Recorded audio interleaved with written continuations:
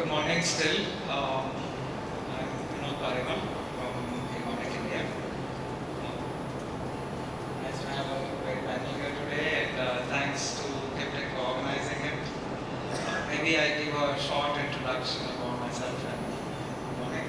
So, I've been with Evonik for about 15 years, worked in various functions in different organizations. I'm an engineer, but nobody's perfect. Evonik is a German chemical company with a global presence. It's been formed in 2007. However, it's the sum total of several very old German chemical companies, including Degussa, Rome, Huels, right? And several other acquisitions that came along the way. So we focus on several growth areas, right, as a specialty chemical company, but we also have performance products. Today, what I will do is speak a little bit, and only a little bit, just to make it clear, so that we have enough time for everybody, about our sustainability efforts in terms of how we manage our product portfolio. So this is a little bit of marketing, but just to give you the basic themes of how we perceive sustainability.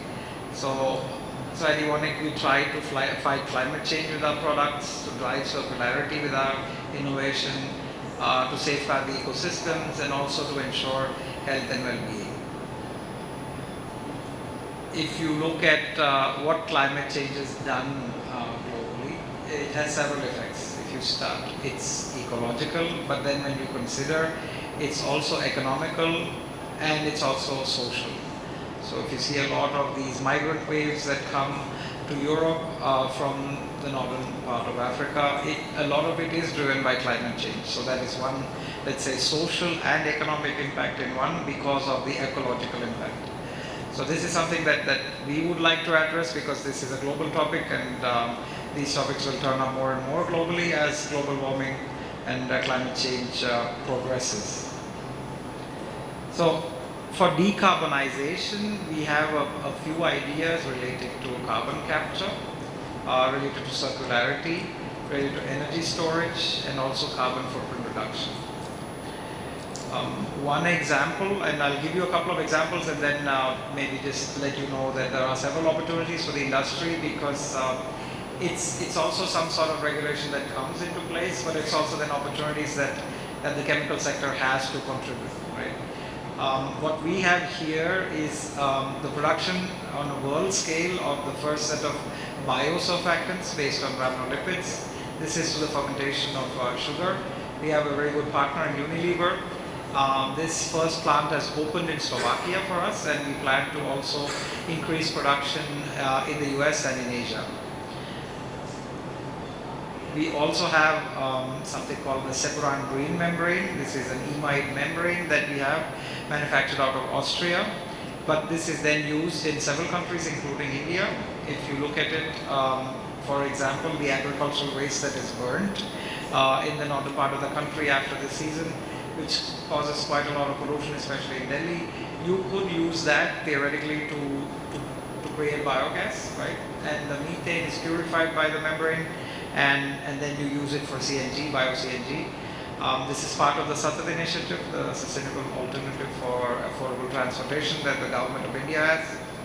This is another example of how we use our products to support sustainability.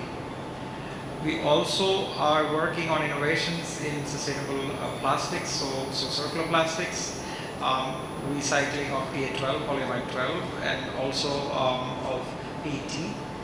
These are products that we are currently working on in our, let's say, innovation portfolio. Evonik was part of a group of peers that developed the product carbon footprint calculation, and this is something that the industry has accepted as a standard. We are also part of the roundtable for sustainable palm oil, and we do support increasing the amount of sustainable ingredients in our product portfolio. You can see that is one example that we have from our personal care unit. So, like I said, we have quite some, let's say, products in our portfolio related to, well, for example, if you say the wind energy solution, that's a nice example. We do provide binders, cross-linking binders for the resins that go into wind blades. And as the wind market grows and progresses globally and also in India, our products are used to support it. This is also a key innovation driver for us, how to produce a second generation of recyclable products for such a market. If you look at the drug delivery system, Evonik produced the lipids for the mRNA vaccine, which we worked with BioNTech for, and eventually, as you know, was scaled up into the Pfizer vaccine. This production has happened already in Germany, but now we also expand production in the United States because the mRNA vaccine platform is something that is used for other disease vectors as well. So I don't want to say we are best in class only, right? There are several peers, and these are some of the metrics that we come up well in. So if you look at India, you have quite a lot of targets that have been set, 500 gigawatt, let's say, renewable energy production by 2030, the Sandeep scheme which I just mentioned, but also the green hydrogen mission and the target for zero carbon by 2070. So there are quite a lot of opportunities for the chemical sector. If you look at it and kind of separate it out, it works very well with kind of like the drivers that I mentioned, how we view sustainability. So for innovation, at least for us, we see quite a lot of opportunity in India, and that's more or less where I will leave it as a short summary of what we do as Evonik for sustainability and for decarbonization. I think maybe like he said, Sandeep said, we will take questions maybe at the break because we have to let the other colleagues speak. Thank you.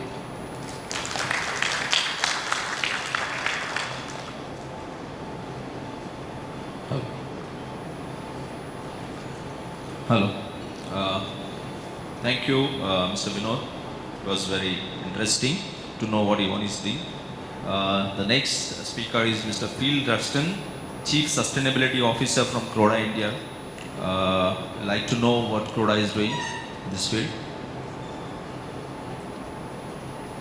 Mr. Phil Ruxton. Thank you. Just wait a moment while we get set up.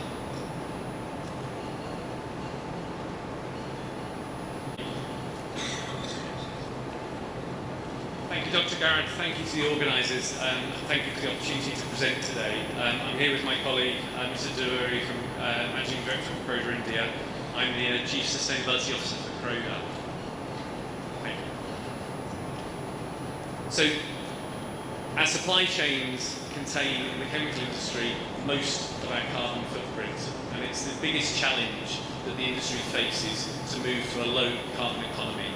We've heard from my colleagues and peers in the industry about the importance of sustainability, and I agree completely with the points made so far that sustainability is more than decarbonisation, but moving to a low carbon economy is one of the crucial challenges that our industry faces for the future. But maybe before I talk a little bit more about how we can decarbonise our whole supply chains, I'll give you some examples from Croda. Just a few words about Croda, as we are not yet the largest specialty chemicals company in India. But just to give you a little bit of information about Croda. We're a London-based listed company based out of the UK. We have operations around the world, and we provide specialty ingredients into consumer care, life science markets, where we're helping brands deliver on their promises, from anti-aging to vaccine adjuvants, from seed treatments to hair strengthening. We have significant operations around the world, including India, where we've been present since 1998, at our main manufacturing site in Thane, Mumbai. We're investing significantly in a new specialty chemical complex in Dahej, Gujarat state. We also have a new life sciences laboratory in Hyderabad. So we have a presence in India and are continuing to expand under the guidance of Mr. Dewari here. Croda's had sustainability at the heart of it for nearly 100 years since we were created in 1925. In fact, our very first raw material was a waste product from the textile industry in the north of England that we've converted into useful materials. And we launched in 2020 a 10-year strategy on sustainability, our commitment. This strategy has 20 public targets across climate, across nature, and across social impact. We call it our commitment to be climate, land, and people positive by 2030. Ours is a restorative strategy. We're not here to do less bad as a company. We're here to improve and make positive impact. And we've aligned that strategy with the United Nations Sustainable Development Goals.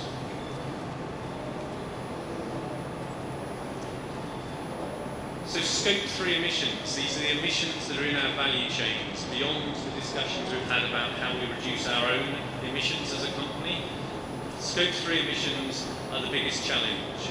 And if you consider our Scope 1 and 2 emissions as the tip of the iceberg, the Scope 3 emissions in our upstream value chains are the mass of the iceberg below the surface.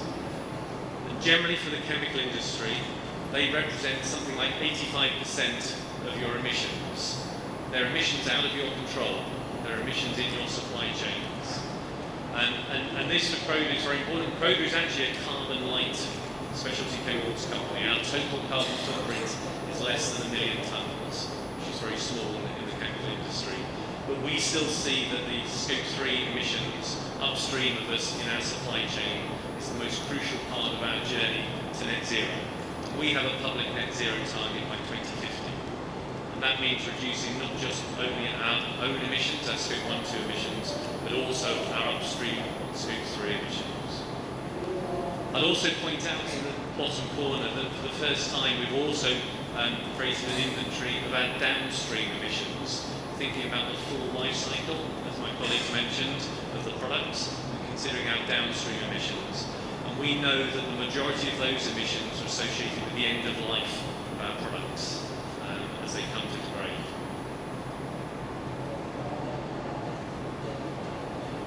So ours is an industry where traditionally we've all created our own technologies and chemistries, and our view has generally been as an industry to keep it to ourselves. Yeah, we develop in-house. Yeah, we tell our customers and our suppliers as little as possible about the black box that we generate. We maybe give a specification, some safety data, and obviously a price. But our traditional view of the industry has been each of us will create our own technologies and then pass on the value in a competitive market. Now that's transitioning. Many of us are talking and working in partnership with our customers now to co-create solutions and to share that technology. But for us really to make an impact in our supply chains, we've got to transform that thinking and consider how we need to work through the whole supply chain. So we're now going to transform that to consider that actually the sharing of data in a pre-competitive space, particularly around sustainability, thinking around carbon emissions, is going to be crucial to our customers, to help our customers make the decisions where to act. So Scope 3 emissions can get complicated. As you can see here, if you think you have our customers on the right-hand side with their own Scope 1 and 2 emissions that they're generating, they are looking to their suppliers like Croda, like Godrej, like Evonik, to provide them with information on the emissions in their value chain. And they comprise our Scope 1 and 2 emissions, the emissions we generate, plus those of our suppliers. And you can move back through your value chain, and this can be 5, 6, 7 long, particularly in the oleochemical industry, as Dr. Gharat mentioned, which have long supply chains. And so this can get complicated. We have to share information, we have to understand, and we have to drive change through many, many levels of the industry. What makes it more complicated in the chemicals industry, the specialty chemicals industry, is our customers are often our competitors and our suppliers. It's an incestuous industry where we are supplying and sharing products with each other at different stages in the life cycle. So in the future, we need to share a lot of data. We need to take data from upstream through our raw material suppliers to Croda to pass on to our customers. And as my colleague from Evonik mentioned, we are now starting to share product carbon footprint data with our customers. Croda has also last year started sharing that information at the product level to the majority of our portfolio to customers. But most importantly with this data, and there was a discussion earlier this morning about the quality and the availability of quantitative data, this has to be comparing apples with apples. The information that Croda supplies to our customers has to be comparable to the information supplied by Evonik or Godrej. And so we have to have standards for that information, and we have to have ways of scaling that information to make it available. And that's why it is so important. And another theme of this morning has been around collaboration and working together. And that's why we're very pleased to be members of Together for Sustainability as well with Evonik. And that's where we are setting the standards for the data sharing and ensuring that data is available. And that is crucial to allow our customers, the end markets, to make decisions for their products and their carbon footprints. What becomes challenging is when you think about these supply chains and you imagine the number of suppliers and the number of degrees of freedom upstream of you in your supply chain. Croda is offering 6,000 products into the marketplace. Now imagine how many suppliers and how many levels in those supply chains. And trying to access that live, real, validated information is difficult. So as we look to the future, and you think about connecting this to some of the other major trends in the industry, think about the use of machine learning, generative AI, and looking at large data models to fill some of the gaps where our suppliers cannot yet provide that data, or we cannot get it at scale. There are many opportunities to combine sustainability with technology and some of the new data schemes to think about how we fill these gaps in a way that we can all look at and use. One of the other considerations is when we talk about Scope 3 and working with our supply chain, there's a consideration, this is just for procurement teams in our companies. It's a procurement activity to go engage with suppliers. And if only we could get the best data and work with suppliers to reduce their emissions, everything would be good. In Croda, we think about this differently. This is a whole organisation effort.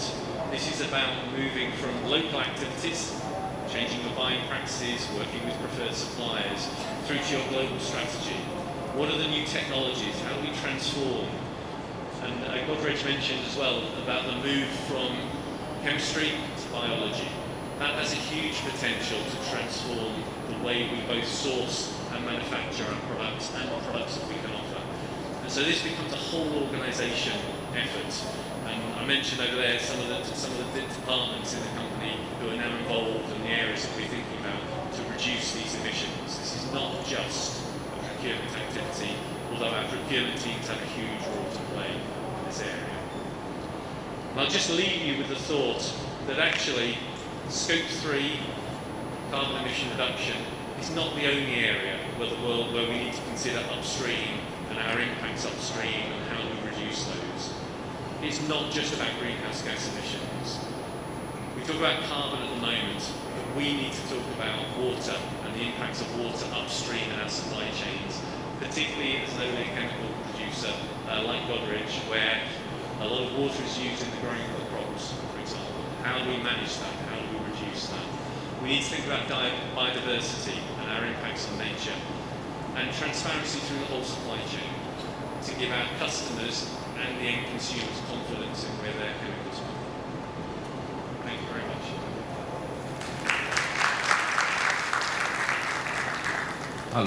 Hello. Thank you, Mr. Ruxton, for taking us through that whole holistic view on supply chain, starting on various aspects. I request now Mr. Vikram Handa, who is Managing Director, Epsilon Carbon and Epsilon Advanced Material.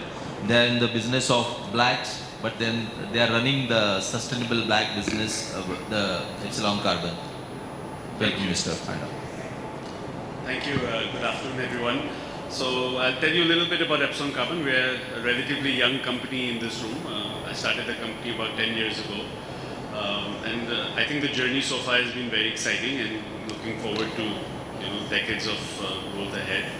So we started off as a coal tar distillation company, not a very well-known industry globally, I would say. We take the waste from steel plants, coal tar that is generated from the coke ovens when they convert coking coal to coke. a gas is released, they're liquefied, and that's coal tar. But it actually has a lot of carbon content in it, and that's how our journey started. We started off by making 3 preliminary products. We make coal tar pitch, which we sell to the aluminium industry. We make carbon black oil, which we sell to carbon black manufacturers, and naphthalene, which we sell to construction or dye intermediate as well. And as we grew our business, we reached a capacity of 300,000 tons a year in 2019. We decided to forward integrate ourselves. And I think that's where the forward integration and the decarbonization journey started together. We decided to get into carbon black ourselves. So we were selling carbon black oil to other carbon black manufacturers, and we set up a 115,000 ton a year carbon black plant. And I think my learning at that stage was that while we did basic engineering, detail engineering, what I did at the same time was I did a life cycle analysis of our product, right? And that told me a lot of gaps in what we were designing. So whether it was energy efficiencies, water consumption, which is very high in carbon black, other small areas where we think we could focus. And at the engineering stage itself, we benchmarked ourselves to global peers to see what are the Cabots, the Orions, the Builder Carbons of the world doing, and see what we can do better. Right? Today I can tell you that as a 115,000 ton carbon black company, our carbon footprint is 20% lower than even Cabot globally. And that has been a lot because of, I wouldn't say extra costs, we are very competitive on a cost basis as well, but it's more the focus that came on how can we reduce consumption of energy, raw material, and bring efficiencies into the system at a design level. Today we are growing from 115 to 215,000 tons, so in another 6 months we should be India's 3rd biggest carbon black company. We've commissioned a 17 megawatt power plant using our own waste gas. And these are all things that we master planned 3 years ago when we got into the space.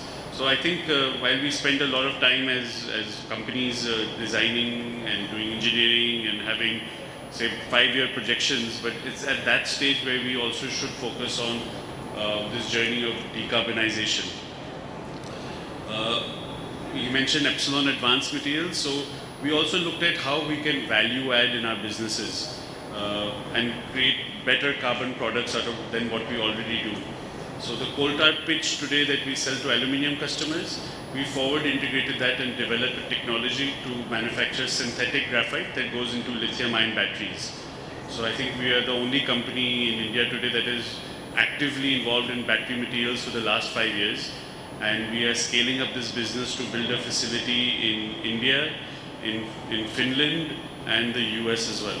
So we'll be building all these facilities in the next 3 years with a capital outlay of close to $1 billion. And I think the market is big enough to accommodate a lot more players.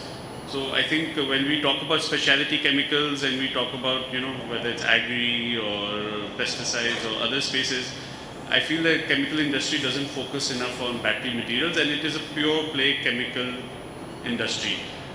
There is mining upstream, but actually this is a chemical industry. So if you look at making the anode like we're making, and we're also planning to make the cathode, it's a complete chemical industry, and as a country and as industry we have a lot of know-how, and I think we can do a really good job in this space. Unfortunately, not enough people in this space in India, but I really see India as one of those countries that will really become the China +1 when it comes to battery materials, and at least we are very bullish about this space. So even in our battery materials, graphite anode, we are building our first large-scale facility in India. We did a life cycle analysis of our product about 1.5 years ago, and our carbon footprint, we had a target from Volkswagen to be 6 kgs of CO2 per kg, and our life cycle analysis told us that we started off at 7 kgs, and at the engineering stage we could adapt a lot of changes to take it to 5.2 kgs of CO2. Right?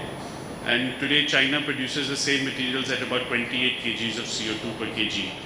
So I think focus on decarbonization is not necessarily adding inefficient capex or adding to your opex. I think if we focus on that, it actually is a great sell point. So a company like us, our major customers are aluminium manufacturers. If you look at them, they're so focused on green aluminium today, right? And they get a premium for green aluminium, which actually they are able to pass back to their suppliers for greener raw materials, like you mentioned, scope 3. We are selling carbon black to tire manufacturers. I think tire companies are one of the industries in India that are really focused on decarbonization, have set very strong goals for themselves, and they're depending on suppliers like us and others to also decarbonize their supply chain for them. Right? And obviously battery materials, there's a lot of discussion about, actually moving to EV is not good because of mining and other impacts to the environment. But again, it's not only what you make, it's how you make it also, right? And that focus has to be right at the beginning. While China has really focused on scale and just, making this industry huge, I think India, Europe, North America today focus on building these industries responsibly, developing these supply chains responsibly. When we started conceptualizing our plant in Finland, there were a lot of discussions that no way this industry can, it was just a blanket statement that this industry cannot be built in Europe because it's polluting. Right? We've gone through a year and a half of permitting, and we're almost at the finish line to get our permit, environmental permit. So that shows that if you develop the industry responsibly when you are building greenfield projects, you can actually set European standards even in India, because at the end you will be exporting and you will be catering to other markets. So going back to say our LCA study, some things that showed us that movement of raw material has a carbon footprint of us. We have moved to complete fleet of electric tankers within our complex. So all our raw material moves in electric tankers. We generate our own power, so we're able to charge it at a very cheap cost, and that's actually reduced our logistic cost, not increased our logistic cost. So a lot of these good decarbonization projects have 3 to 6 month paybacks if you really develop it properly. We as a private company, the last 3 years have also developed our own sustainability report. We work with very good consultants to develop that. And that has been I would say every sustainability report has been a learning for us. So I always encourage companies, whether they're a 50 crore company or a 5,000 crore company, private or public, that, management focus or top-down focus on looking at your carbon footprint or looking at inefficiencies in your production process can really help you build a sustainable business. Yes, as a company you want to be more sustainable, but you also have to build a sustainable business as global supply chains change, as competition comes in, as government policy keeps changing. So I think that focus on developing that as a culture within the company can really make a difference in the long way. Right? I think I really appreciated some of the presentations earlier that spoke about scope 3 emissions as well, because it gets kind of forgotten. But my personal thing has been that I have learned a lot from my customers, because most of my customers are maybe 3 to 5 years ahead of what we are thinking, whether it's decarbonization or what are their needs in their supply chains. So engaging more with customers, even if they might be your peer or your competitor in some other vertical, is a great learning what you should be able to do in your business, and that's how we have kind of built the business so far and going ahead. So once again, I'd like to thank the opportunity to speak and look forward to interacting with everyone. Thank you. Thank you, Mr. Handa. I think the takeaway from this session is that you will have to understand, focus and decide, and I think we can do it. Money or time is no issue basically. Thank you very much to all of you. Any questions for any of the speakers?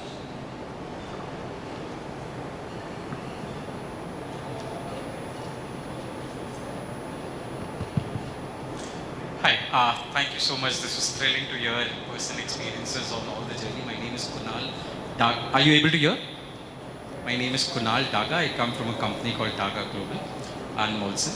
My question to you is, especially with research background in India and innovations that Indian companies have done, have there been bright corners on your entire innovation on green tech that have come indigenously from India?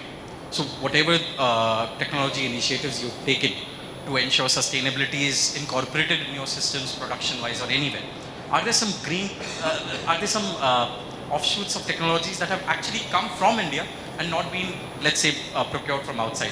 What I'm just trying to understand is how well has research and development in India contributed towards the journey that each of your companies is making in improving your own sustainability. Any pride corner would be nice just to share.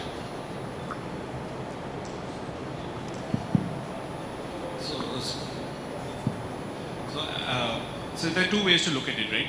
Learn a lot from industry. So one opportunity is to learn obviously from global peers. I think in Europe or North America, they may be again 3 to 5 years ahead of us. They've been thinking about it, focusing into a lot more. There's a lot to learn.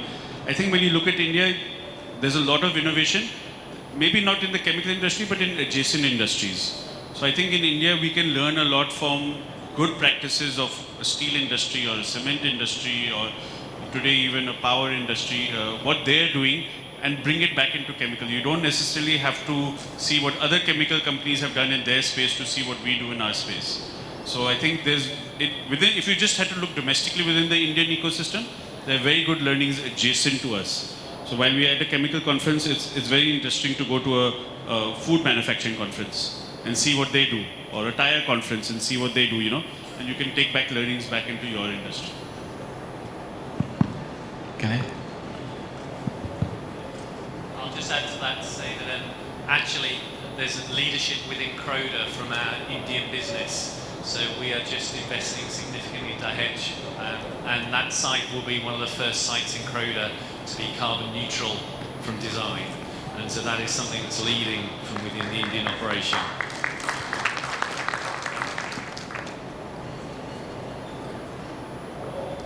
I think basically last 10-15 years I will say, okay, you can see the number of patents which are internationally filed are increasing, okay. So unless there is some innovative thought, okay, this cannot happen first of all, and then industry has started realizing that we have to act, okay, we cannot just go on following the companies, the big daddies in that business, and therefore there is definitely a change. Of course, at Godrej, I can say about Godrej. At Godrej, we have done something which is really, a few things rather, which are really very, very innovative. Of course, it takes more time to get commercialized to a bigger extent.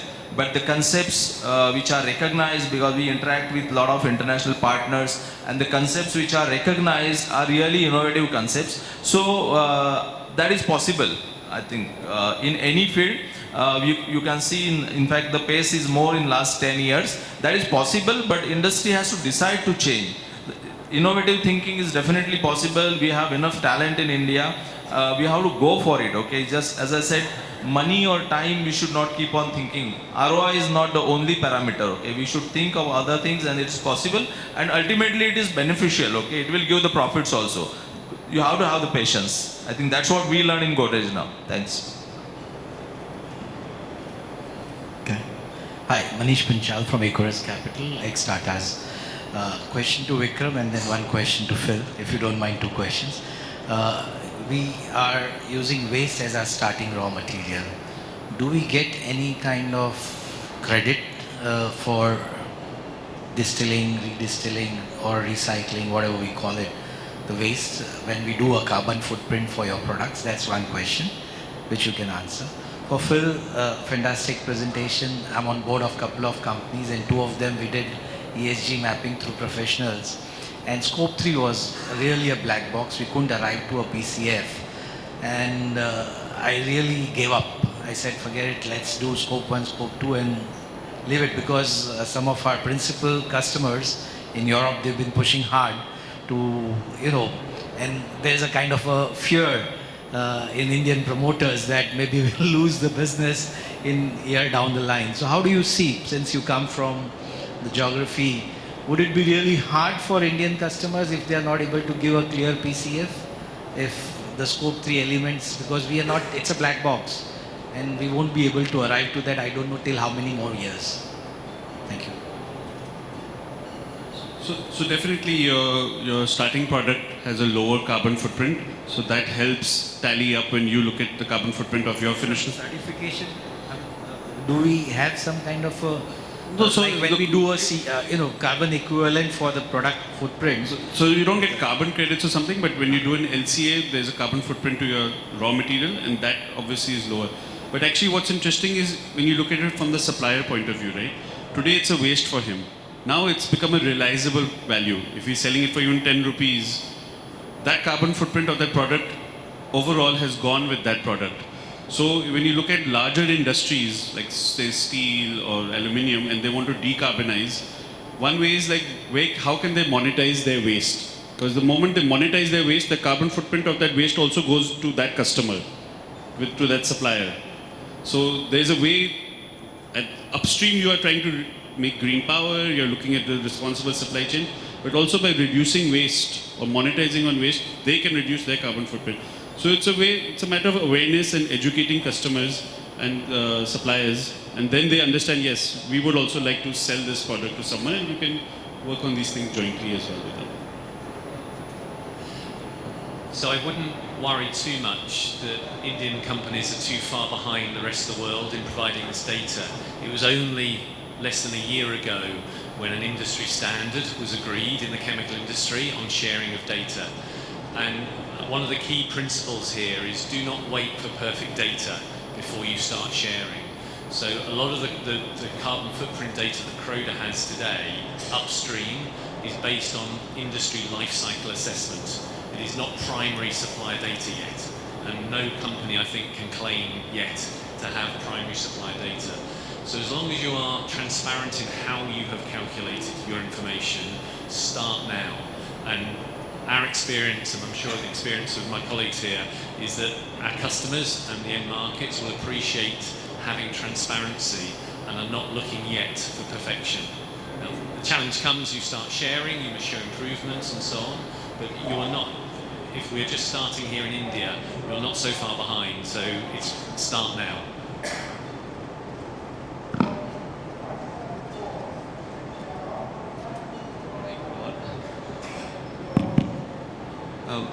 Compliments to all the presentation. Really interesting. I'm Surendra from Pidilite. My question to Dr. Gharat. First, compliments on your water positive, which is going to be very interesting. Could you please elaborate few steps what you took really in the Godrej to become water positive? I think our chemicals, two big plants, okay, huge plants. One is almost 200 acres in Gujarat, and the other is in Mumbai, but still it is 25 acres. And basically our daily water usage was almost 1000 meter cube at one point, okay. And so first instance, because there were some problems in our area regarding the pollution control board and the effluent treatment plants and all. So we first became zero liquid discharge at both the plants, okay. So I think that massive capacity, okay, itself brought us down first of all, and then we started reusing the water for many other process purposes basically.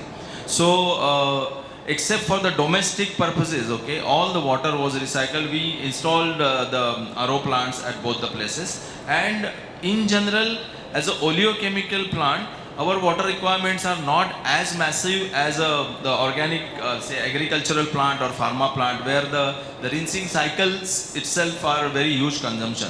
So we could control this at chemicals, and then we are also doing some water conservation at our sites, at Gujarat especially, because it's a huge land, and we could do a lot of water conservation and regeneration of the streams and all. So overall, I think it was a very good effort, and that's how we just becoming on the water positive side now. Maybe more details we could always share, okay, our sustainability group can help you, definitely. Thank you all, really informative session. My question is to Phil. The very good term you called as black box supply chain. So my name is Ajinkya. I work with Burns and McDonnell. So I'm into market research analysis. So we do map trends. So is this a barrier with respect to any demographics? Is that more for the Asian demographics, or it is a global barrier, the black chain supply? Yeah, thank you. I think the question was, does my concept apply globally? Yeah, exactly. I was really talking about chemical industry in general, the specialty chemical industry, where very much traditionally over the last decades we have looked to develop ourselves, each of the companies in the room, our own technology, and then we supply to customers with limited data. And the point now is that is no longer where we add value. We add value as an industry by sharing data with our customers to help them make more informed decisions. And it's in a pre-competitive space, but it's an opportunity for us to share data and accept we must work in collaboration. You've maybe heard that all morning. Every speaker's spoken about collaboration. I hope that helps. Thank you so much.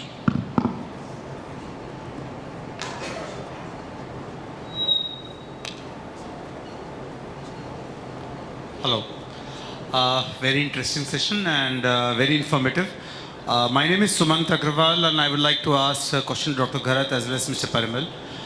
First is that you mentioned about biosurfactants, right? So what is the contribution of biosurfactants towards sustainability for the user as well, downstream, right?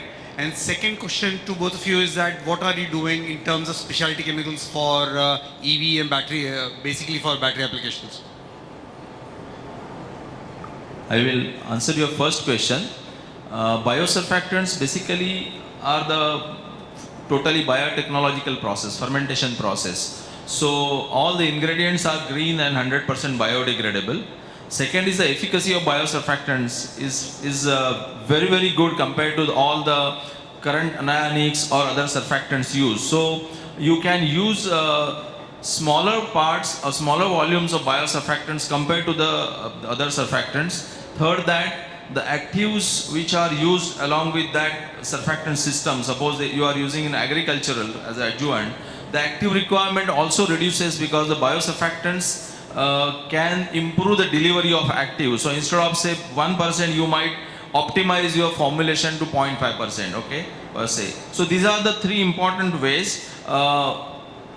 The time cycle required to produce the biosurfactants, if you could optimize that also, because I think fermentation processes in general are very lengthy compared to our chemical processes. So that adds up to the LCA actually. But then if you could optimize those processes, your temperature and pressure conditions are benign in general. So they are not high pressure or high temperature. So I think that helps in overall, if you see the LCA contribution and the overall life cycle, what we call as cradle to grave, then it definitely is carbon neutral or better. And then they are also good in terms of their mildness over the existing surfactants, okay. So that part generally we don't count in sustainability, but I think that is also has to be considered as a important part of the sustainability of the business. So if you see overall, I think biosurfactants are definitely going to be the future, because I think it will take time for conversion from existing formulations, and I think that's where the end users also have to play a role, and the businesses also have to play a role. It's a resistance, especially in India. Okay, I think a lot of Europeans are converting now to these routes, but then in India definitely we are cost sensitive, price sensitive. So it will take time, but we will definitely convert. Second part, I think I didn't pick up. That was for Mr. Paremal, that are you developing any products for the battery applications, especially chemicals for battery applications? Excuse me, for which application? Battery. The lithium ion batteries? For battery application? Yeah. Yes, we do have certain solutions already, particularly in the hydrogen peroxide space, and we still continue to work with partners. Actually in India as well, we still continue to have these developments. We have a global innovation center here in Mumbai.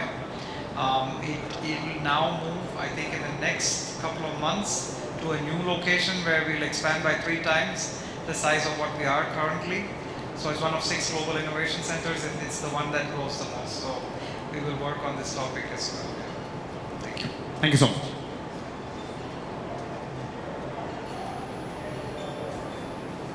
Thank you very much, gentlemen, for that fabulously informative session.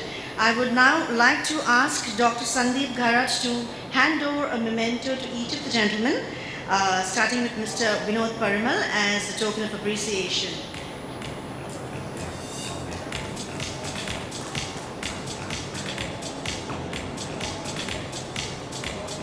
Thank you. Next to Mr. Phil Ruxton.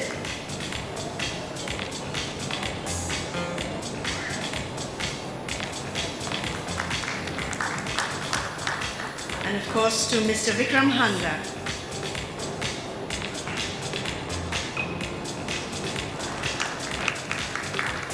Mr. Vinod Paremal, could you please do the honors of handing over a memento to Dr. Sandeep, please? Thank you, gentlemen. A big hand, ladies and gentlemen. Thank you so much for your time. And could we please have a photograph of all of you in the front with your mementos, please? A group photograph with your mementos. Thank you so much.